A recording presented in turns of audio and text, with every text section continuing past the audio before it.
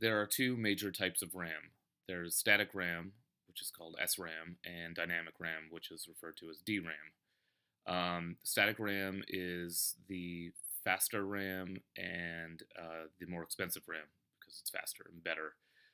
Static RAM usually is stored in cache memory, and cache memory means that it's the memory that's actually closer to the CPU, so it's actually faster and easier and quicker to obtain that memory. With static RAM, um, the way I remember static RAM is to think of it as unchanging. In other words, it's classic, it's good, it's static, it's fast, it's good, but expensive, and sometimes classic things can be expensive. Um, Dynamic RAM is a lot slower.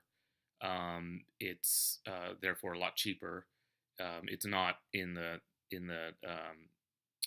cache portion of the memory, and the reason why it's slower and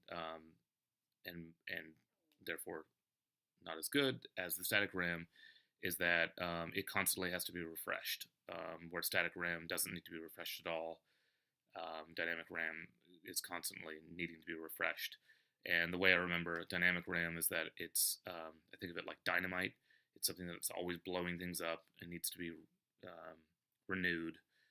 And dynamite's generally a negative thing. I guess it's not necessarily always negative, but like in cartoons, it's a bad thing. So that is the difference between static RAM and dynamic RAM.